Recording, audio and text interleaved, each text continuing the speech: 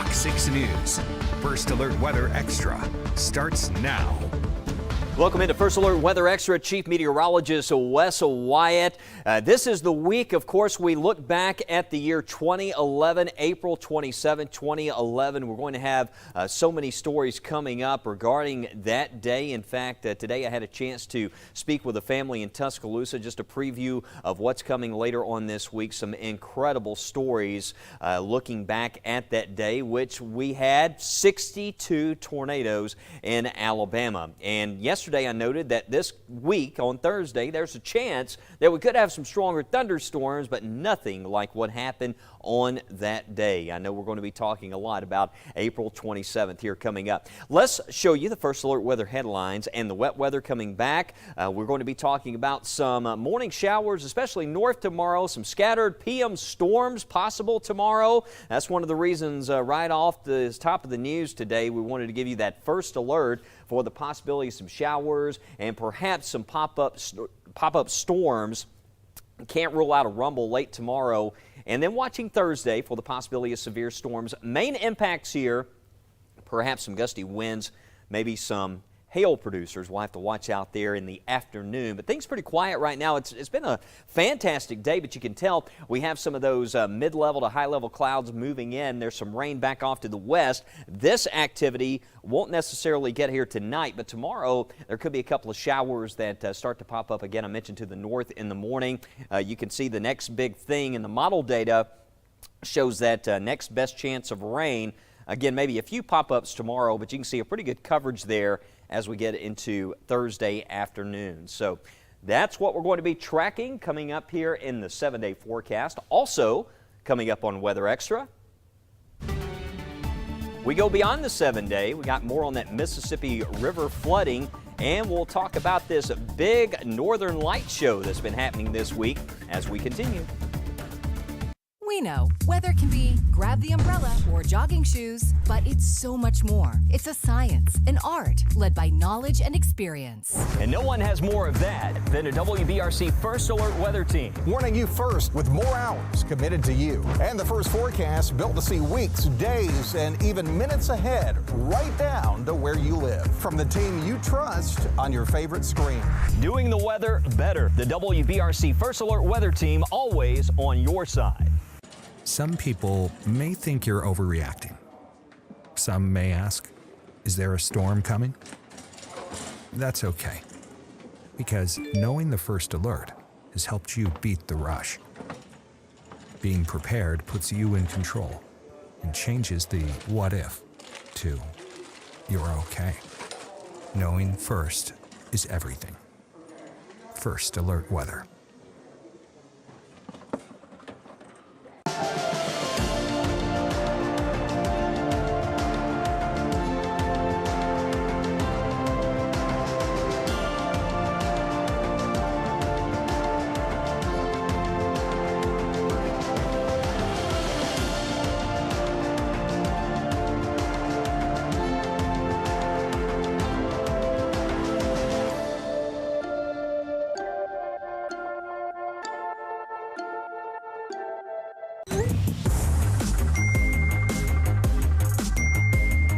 If you have plans for this weekend, we have a first alert for a wintry mix.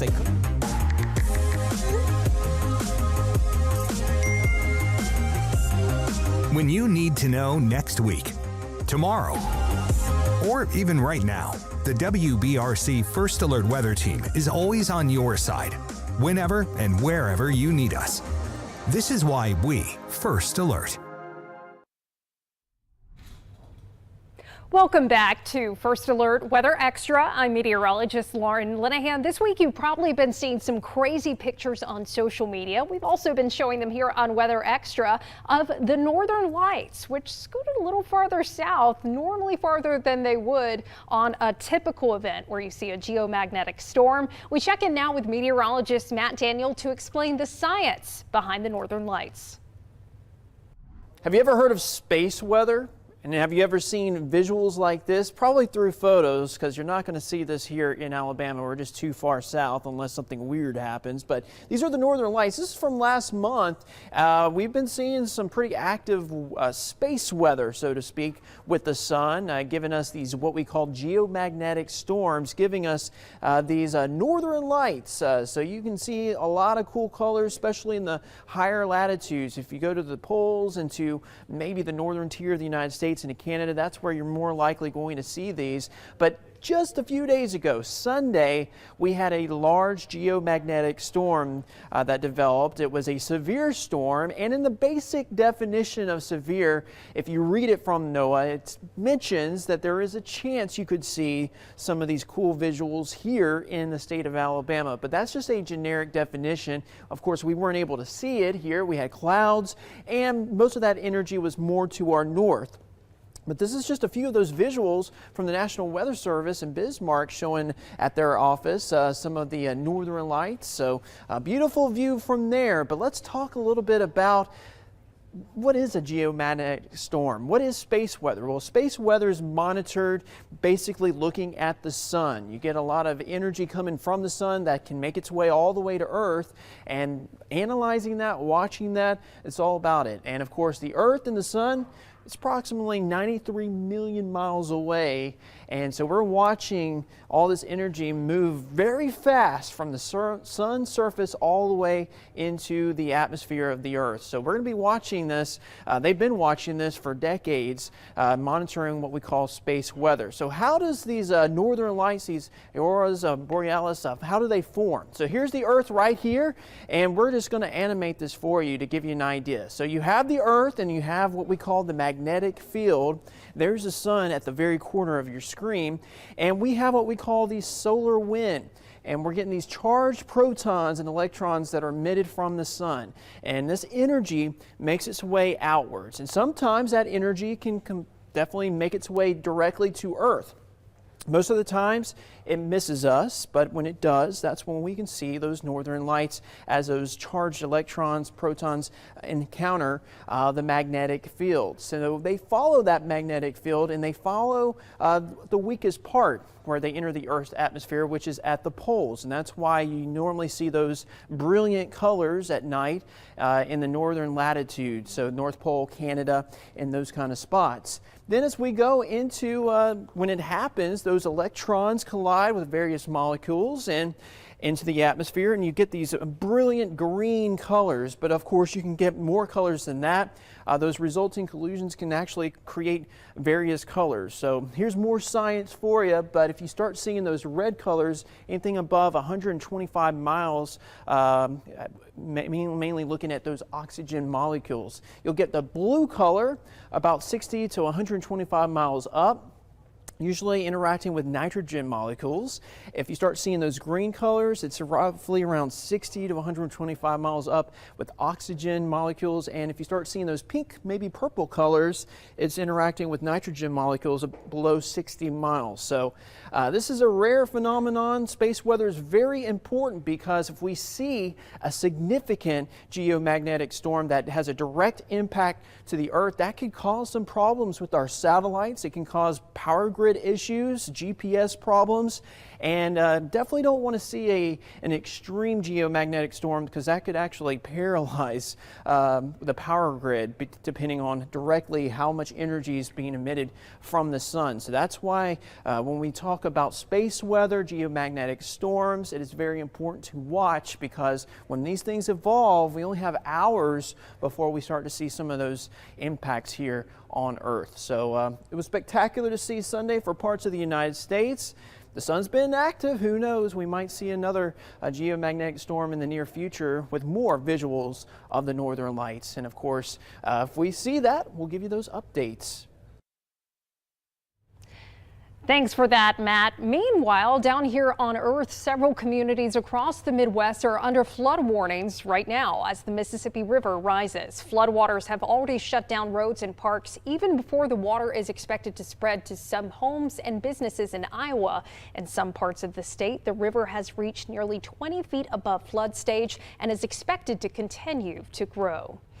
Well, this is the time of year when lots of Alabamians head for the Baldwin County beaches. There are some things you need to know, though, about the beach and the creatures who share the sand with you. Meteorologist Fred Hunter, Mr. Absolutely Alabama himself, talks with Sarah Johnson, director of Share the Beach, a group dedicated to helping save the baby sea turtles who face a lot of challenges before they can make it from their nests along the beach safely to the Gulf.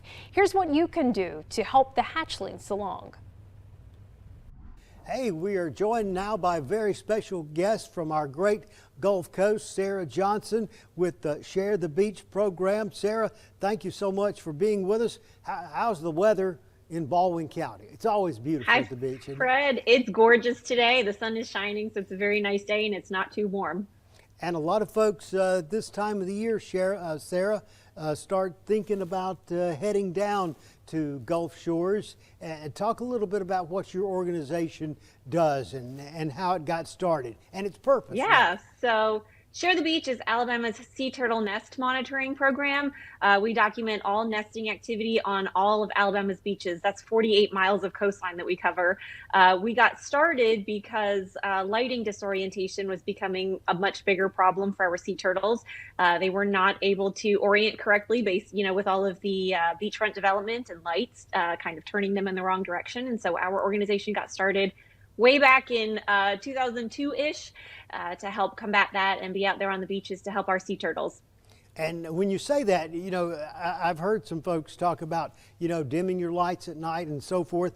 Tell people how they should do their life, what they can do, their small part to help save the sea turtles and to help your efforts, because the sea turtles go toward the road if that happens, right?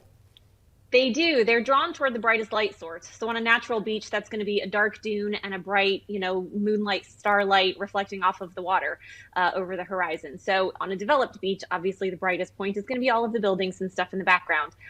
So we ask, property owners to retrofit their lights to have sea turtle friendly lighting. That's an amber or red spectrum lighting. Most beach visitors are just not going to be property owners, and so what they can do is keep porch lights off, close blinds on any beach facing windows, and instead of taking those bright white flashlights out onto the beach for some ghost crab hunting, forego the flashlights or pick up a red flashlight before you get down there. Okay, and it's pretty startling. The survival rate of these little guys, they have an uphill fight from the time they're born, if I remember my statistics right from my last visit down there to the sea turtle nesting areas. They sure do. Typical sea turtle survival rates are about 1 out of every 1,000 hatchlings will survive to maturity. And that's, with natural factors at play, predators, disease, food shortage, stuff like that. And so the human impacts make that survival rate lower, and we're doing our part to try to correct that. Okay, and the sea turtle nesting areas, talk about that, because if you're just walking along, you're uninitiated, you really don't know what you're looking at. I know you have some signage there, but it's okay to look, but just don't disturb the nesting areas. Is that fair? Right. So all of our beachfront areas have documented sea turtle nests over the years. So no beach is untouched. We do mark our nests with stakes, with bright green tape, yellow signs that say it's a sea turtle nest and to keep out of that area. Everyone's curious. We understand that, but it's important not to disturb those nests during incubation. They do bury their eggs in the sand, so there's nothing to see. Crawling inside of our barriers to try to look closer isn't going to get you anything more than a close-up view of the sand in that area. And to not disturb those nest contents. We don't want people, snuffling around inside the nest barrier. But you can look, if you see us out there, we always welcome visitors to come up and ask questions. If we're working a nest, they are welcome to observe the whole process. We love that. That's great for education and a nice little beach memory. But keeping your distance, if you happen to be out at night and see a turtle out on the beach, keep your distance, no flashlights, no flash photography. They're going to be very sensitive to that kind of thing. And we don't want to prevent them from nesting by, crowding or scaring them. And one final thing, I know you have signage there that says Share the Beach that kind of explains that, but a lot of times people don't realize if they leave their trash or that kind of thing behind, that can have a detrimental effect on the baby turtles as well. So if you don't, what is your saying? Leave nothing but footprints? Leave Only Footprints. It's an actual program in Gulf Shores and Orange Beach, and that keeps the beach clean at nighttime. So removing all of your chairs, your tents, your debris, your trash, everything at the end of the day, filling in holes, knocking down sandcastles. I know it takes a lot of work to dig a big hole or build a nice sandcastle, but at the end of the day, return the beach to the state that it was in before you got there, and in some cases, leave it better than you found it.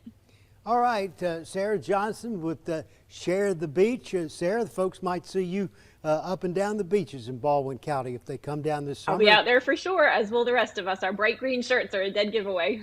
Okay, well, we'll look for you and your group, and thank you so much for the important work you're doing with our little neighbors down there, the baby sea turtles. So, Sarah, thank you again for joining us. Thank you very much for having me. Yes, ma'am. Such great work they are doing down there along the Gulf Coast, and we are going to try to give you a good forecast. Unfortunately, it's going to be a little stormy in the coming days. Chief Meteorologist Wes Wyatt takes a look at the 7-day forecast, and I'll take you beyond the 7-day. We'll be right back. West Shore Home is making shower and bath remodeling easy and more affordable for everyone. Hey everybody, I'm joined by Kirsten Page from West Shore to find out exactly how they're making that happen. Kirsten. So Joe, we've been able to give homeowners, over 165,000 of them, the shower and bath of their dreams by making it a fast, easy, and convenient experience. But now we're making it even more affordable to start your project without breaking the bank. Now Kirsten, when someone starts a remodeling project, costs can be a real concern. So how are you making it more affordable to start that project right now? So instead of me telling you, why don't I show you? This homeowner was having some problems with their old shower. They called us, we stopped out, and we completely removed the old bathtub and replaced it with a walk-in shower in just one day. The best part? We can do a job like this for as low as $99 a month. $99 a month, that's incredible. It really is. We understand that budgets can be a little tighter this time of the year, so we want to make it easier for folks to get their projects started right now. So let's go ahead and look at another project we recently did. This homeowner was so excited to get rid of their old bathtub because they were getting an easy, low-step shower. You can see here we took out that old bathtub and removed everything down to the studs. Then we installed new walls and fixtures. By dinner time, this homeowner had their brand new shower, and the best part, they didn't need to worry about paying for their entire project up front. They were able to break it down into low monthly payments. That project looks amazing, and the low monthly payments is going to make getting that project started so much easier. Kirsten, thanks so much. Folks, West Shore Home is making shower and bath remodeling fast and convenient, and you heard Kirsten, now they're making it more affordable too with their easy, low monthly payments. Call the number on your screen right now to start your project, and when you do, take advantage of this great offer. Call in now to get your new shower for as little as $99 a month. On top of that, they're doing free installation on all shower and bath projects. Don't delay. Call the experts at West Shore Home now. Well, still dry across the state of Alabama at this time. I did notice earlier a couple of little returns showing up on the radar, nothing reaching the ground at this time. Started off quite chilly tonight. It's going to be another chilly night, some upper 40s out there tomorrow morning. Rest of the day tomorrow, not too bad. The new data, not overly impressive with the rain tomorrow. With it being so dry, it's still taking us a little while for the atmosphere to recover here as far as supportive of rain. Notice in the morning, a little bit of shower activity possible. Certainly going to see some clouds out there. Rest of the day, we'll start to get some pop-ups and perhaps a pop-up storm. Just want to give you that first alert because there's a chance we could have a lightning producer going into tomorrow evening. The model shows even here perhaps around Hale, Tuscaloosa, or Bibb County, maybe a pop-up storm there going into the evening. But you can clearly tell compared to what we were seeing a couple days ago, models not too impressive as far as rain. And then we get to Thursday, and you can see here another better chance for wet weather. In fact, some of the data suggesting that we could see another cluster of storms perhaps roll across South Alabama. If we do get what we call an MCS or a more organized complex of storms that stays to the south, that may limit how much rain we see further north on Thursday. We're keeping that rain chance around 70%. The models bring that across our areas, so we're still holding Thursday as the next best chance for wet weather. Again, not expecting a significant outbreak of severe weather, but it's one of those days we'll need to stay alert for the possibility of a severe storm, maybe some hail, some gusty winds. We'll need to watch out for that. The weekend, still some question marks on how much rain we could see. There's a chance that the forecast could certainly trend a little bit drier, but at this point I would still plan for the possibility of some wet weather late Saturday night, and into the day on Sunday, tracking another system that will move through. And notice the overnight temperatures back into the 40s, so as we go into next week, we'll see those temperatures, especially at night, swing back into the direction of below average. So it is nice as we look ahead and looking out towards the month of May. We're not just going to jump right in the middle of summertime. We're actually going to have some nice spring temperatures to enjoy there, very spring-like, with those lows back in the 40s early for next week. But watching next couple of days here, I can't promise everybody's going to see a soaking rain. However, still looks like Thursday is going to be about our best chance for seeing wet weather. Right, Lauren? Yeah, Wes, that's right. And as we take a peek beyond the 7-day, a big question is when you see that potential for stormy weather, could that mean cooler or warmer temperatures? Oftentimes when you see warmer temperatures, that could support a stormier pattern. But as we look at the temperature outlook 8 to 14 days from now, supporting below average temperatures still across a good eastern portion of the U.S. And that does include us here in central Alabama. So that doesn't mean it's going to be bitterly cold, but we could still be seeing cooler than average temperatures. Our average high temperature this time of the year, 77 degrees. So as we look ahead to next week, you can see a cool down next Friday and Saturday, where it's not out of the question that high temperatures could only be in the 60s, but then maybe a warm up as we get past that first weekend of May. And then as far as low temperatures next week, seen as Wes was mentioning, a decent stretch of 40s in the forecast. We'll have to watch too as we round the corner from April into May. If we could see that first weekend of May, if temperatures were to get cool enough, maybe a little patchy frost in some of our northern spots. Of course, once we get past May, I think, summer comes in with a vengeance, but it does look like we could be seeing cooler than average temperatures as we get into that first week of May. Now, as far as rainfall, it looks like we could be pretty normal here in central Alabama, about what we would expect going into early May. So some rain around, but nothing that looks too concerning in terms of flooding. So here we go next Wednesday, May 3rd, showing a system coming through that could possibly bring some showers back in. Generally still an active pattern in store, but generally going to be cloudy, not really seeing much in the way of any significant storm systems. I do think, as we had mentioned, beyond the 7 days, seeing some cooler temperatures as we get into next Friday and Saturday, May 5th, Cinco de Mayo, into May 6th. You notice a little dip in the jet stream here. That could bring some cooler temperatures into that weekend, but not necessarily seeing anything much in the way of rain in the forecast. So that's what it's looking like beyond the 7-day. As we look ahead beyond the 7-day, we are going to be seeing maybe that possibility for some slightly greater rain chances in the forecast. But as of right now, it still looks like that best chance of rain here within at least that 7-day time frame is going to be possibly getting into Thursday, when we could see that best rain coverage around. But of course, you can check back in tonight on First at 9 for an updated look at that 7-day forecast. And we're going to take you beyond the 7-day again tomorrow on Weather Extra. Make sure you join us. We may be tracking some storms back at 6:30 on your favorite streaming platform.